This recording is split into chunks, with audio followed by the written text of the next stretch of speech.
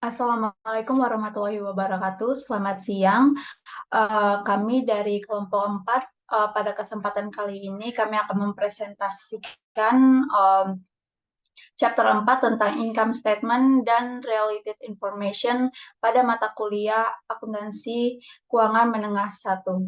Di sini saya tidak sendiri, saya bersama kedua rekan saya. Saya Legusti Khairunisa. Saya Christine Jessica Wisuru. Saya Sadika Putri Maharani. Baiklah, tanpa menunggu lama lagi, langsung saja kita mulai.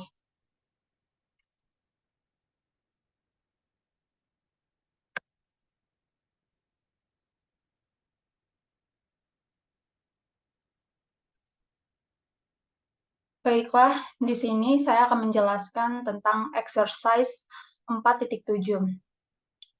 Jika kita dilihat pada soal, the accountant, the Witherspoon shoe has complete the following information from the company's record as basis for an income statement for the year ended December 31, 2022. Di sini bisa dilihat trend revenue-nya sebesar 29.000, interest expense 18.000, unrealized gain on non-trading equity securities net of tax 31.000, selling expense sebesar 140.000, income tax 30.600, dan di sini ada 20.000 ordinary shares outstanding during the year. Pada instruksinya, yang pertama kita disuruh untuk membuat comprehensive income statement using the combined statement approach, dan pada yang kedua kita disuruh membuat comprehensive income juga, tapi menggunakan two statement approach. Next.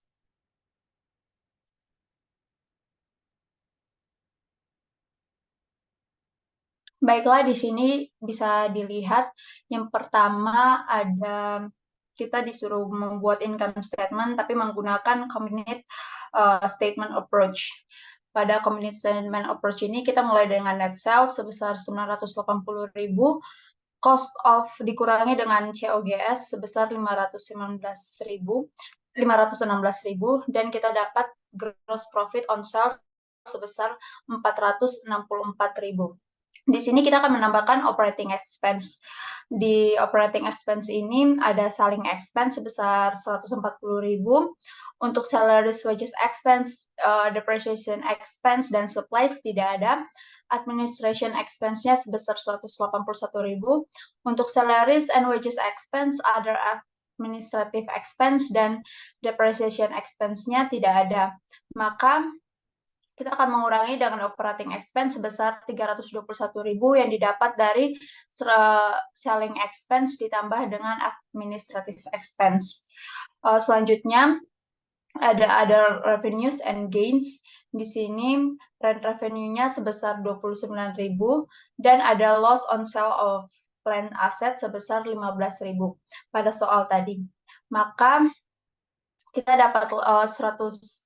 Maka selanjutnya kita tambahkan dengan income from operation sebesar 157.000, interest expense sebesar dikurangi interest expense sebesar 18.000, income before tax sebesar, maka dapatlah income before tax sebesar 139.000. Lalu kita kurangi dengan income tax sebesar 30.600, maka dapatlah net income sebesar 108.400. Di sini juga kita akan menambahkan other comprehensive income, ada unrealized gain on securities net of tax sebesar 31.000, maka dapatlah comprehensive income sebesar 139.400. Di sini earning per share-nya itu didapat dari 108.400 atau net income-nya dibagi dengan 20.000 adalah ordinary shares outstanding yang berada pada soal, maka earning per share-nya didapatlah $5,42. Next.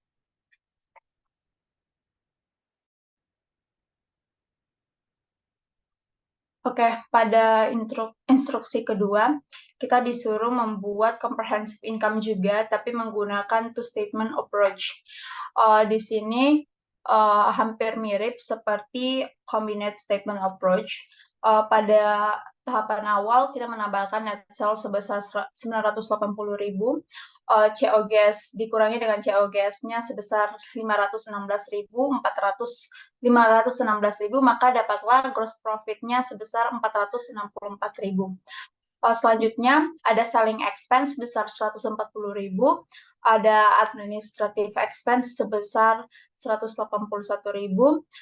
Kita jumlahkan dapatlah 321.000, maka untuk other income dan expense-nya sebesar 143.000. Selanjutnya ada rent revenue sebesar 29.000 dan kita kurangi karena adanya loss on sale of plant asset sebesar 15.000. Terus ada income from operation sebesar 157.000, interest expense yang akan kita kurangi sebesar 18.000, maka dapatlah income before income tax sebesar 139.000. Selanjutnya kita akan mengurangi juga dengan income tax sebesar 30.600 dan dapatlah net income sebesar 108.400 dan earning per share-nya masih tetap sama seperti menggunakan combined statement approach. Kita mendapatkan $5,42. Next.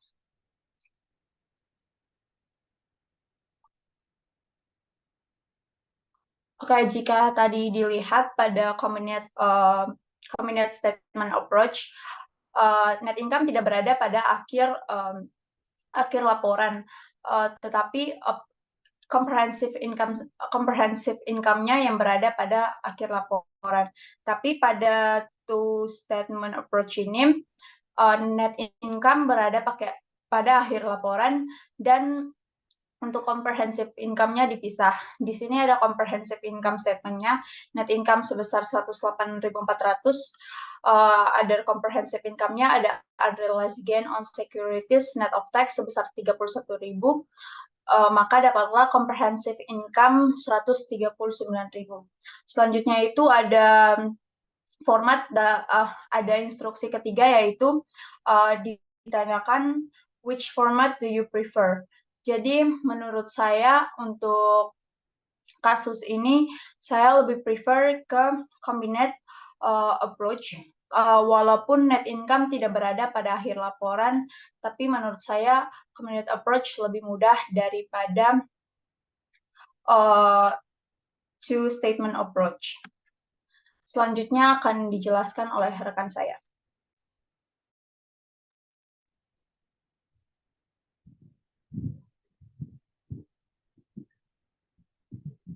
Baik, di sini ada informasi bahwa Zem Company ini pada tahun 2020 itu menggunakan metode weighted average buat menghitung inventory-nya. Nah, di tahun 2022 ini, dia tuh mengganti metodenya menjadi FIFO. Dan di tabel ini merupakan informasi tentang pendapatan sebelum ditambahkan dengan tax. Jadi di tahun 2020 itu menggunakan weighted average, pendapatannya sebesar 370.000, sedangkan FIFO 395.000. Kemudian tahun 2021 weighted average-nya itu pendapatannya 390.000 dan FIFO-nya 420.000. Kemudian tahun 2022 pendapatannya sebesar 410.000 menggunakan weighted average dan 460.000 menggunakan FIFO. Nah, kemudian pertanyaannya, itu yang soal pertama atau yang A, berapa sih net income-nya si Zems ini di tahun 2022 jika tax-nya itu 35%. Kemudian yang B ini disuruh menghitung tentang cumulative effects of the change in accounting principle menggunakan weighted average kepada FIFO. Kemudian yang C, kita harus menunjukkan comparative income statement untuk Zems Company. Bisa di next.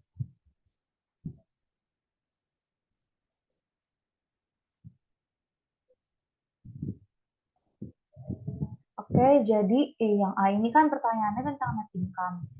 Terus habis itu dia juga nanyanya hanya di 2022. Jadi kita carinya itu adalah 460.000. 460.000 itu berasal dari pendapatan yang menggunakan metode FIFO. Karena di soal dia tahun 2022 itu menggunakan metode FIFO. Kemudian dikurangi 460.000 dikali 35%, jadi net income di 2022 adalah 299.000. Kemudian yang B, kita harus menghitung cumulative effect of the change in accounting principle. Jadi kenapa 2022 ini nggak dihitung cumulative effect? Karena 2022 ini masih berjalan tahunnya. Jadi yang dihitung yang udah lewat aja. Jadi 2020 sama 2021. Nah, kemudian ini kita mencari perbedaan antara FIFO dan weighted average. Di tahun 2020 perbedaannya itu sebesar 25.000 dan di tahun 2021 perbedaannya sebesar 30.000. Kita totalkan menjadi 55.000 dan 55.000 tersebut kita kalikan dengan pajak. Pajaknya itu 35% untuk semua tahun. Jadi 55.000 kali 35% sebesar 19.250. Dan kumulatif efeknya itu berasal dari total yang diferensial dikurang dengan applicable taxes, jadi kumulatif efeknya sebesar 35.750. Kemudian yang soal terakhir, kita disuruh mencari comparative income statement-nya. Jadi ini merupakan income statement untuk tahun 2020, 2021, dan 2022. Net income before tax-nya ini 2020 sebesar 395.000, kemudian di 2021 itu sebesar 420.000 dan di 2022 sebesar 460.000. Kemudian income tax expense ini berasal dari net income dikali 35%, net income before tax. Jadi net income tax expense itu 138.250 di 2020, kemudian 147.000 di 2021 dan 161.000 di 2022. Jadi net income-nya ini berasal dari net income sebelum pajak dikurangi dengan pajaknya, beban pajaknya. Jadi net income di 2020 256.750, di 2021 273.000 dan di 2022 299.000. Slide selanjutnya akan dijelaskan oleh rekan saya, Aulia.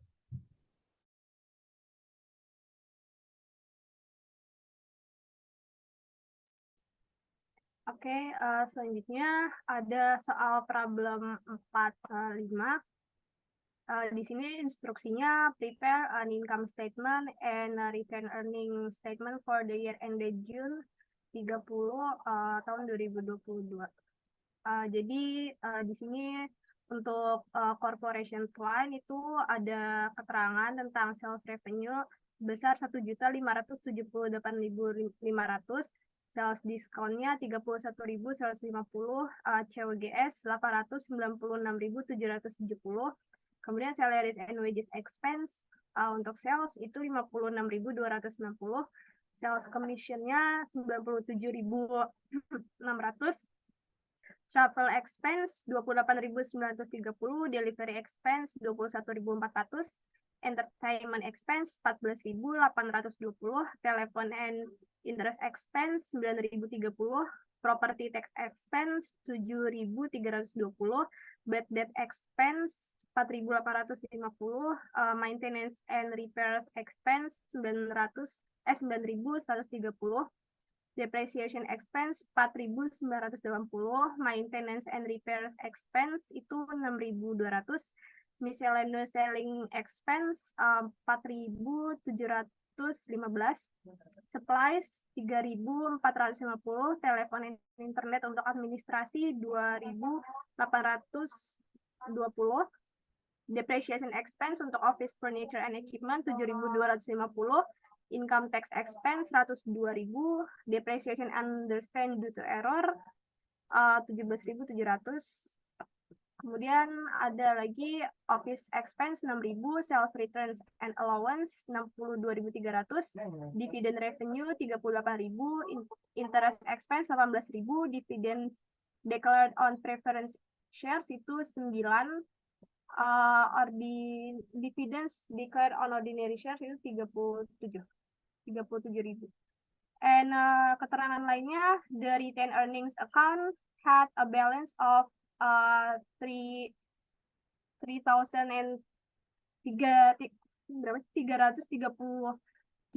at July. There are sekitar 80.000 ordinary shares outstanding. Kemudian untuk income statement,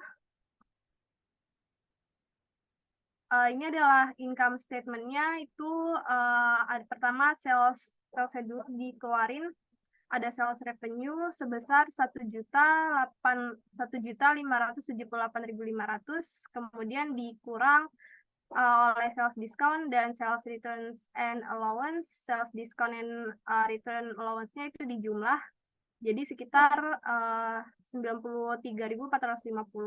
Kemudian yang sales revenue-nya itu dikurang sama yang penjumlahan tadi, hasilnya adalah net sales sebesar 1.485.050. Kemudian ada COGS-nya kita keluarin juga sekitar 896.770. Jadinya gross profit diperoleh 588.280. Kemudian ada selling expense, kita keluarin lagi, yaitu salaries and wages expense itu 56.260. Kemudian sales commission, travel expense untuk salesperson, delivery expense, entertainment, telepon and internet expense untuk sales, depreciation expense untuk sales equipment, maintenance and repair expense untuk sales, miscellaneous selling expense, supplies expense, dan bad debt expense. Jadi semuanya kita total hasilnya sekitar 252.235. Itu untuk selling expense. Kemudian untuk administrative expense ada telepon and internet expense untuk administration, kemudian depreciation untuk office furniture, kemudian property tax expense, maintenance and repair expense untuk administration, kemudian office expense. Kita jumlah, jadi total administrative expense-nya sekitar 32.520. Kemudian untuk selling and administrative expense ini kita kurang, kita total hasilnya 284.755. Kemudian ada other income and expense, itu dividend revenue, totalnya 38.000. Kemudian income from operation itu ada 341.525. Kemudian ada interest expense-nya itu 18.000. Kemudian income before tax-nya yang income from operation sama interest expense-nya kita kurang, hasilnya 323.525. Kemudian ada income tax expense-nya 102.000. Kemudian kita kurang, hasilnya jadi net income sekitar 221.525. Kemudian ada dividennya itu sekitar 2.66. Next. Sekarang adalah retain earning statement. Itu retain earning-nya 337.000. Kemudian ini ada correction for understatement depreciation due to error itu 17.700. Kemudian kita kurang, hasilnya retain earnings untuk Juli tanggal 1 itu 319.300. Kemudian kita adjust, itu ada selanjutnya net income-nya 221.525. Kemudian ada dividend declare on preference shares itu 99.000. Kemudian dividend declare on ordinary shares itu 37.000. Kemudian jadi retain earnings-nya untuk Juni tanggal 30 itu sekitar 494.825.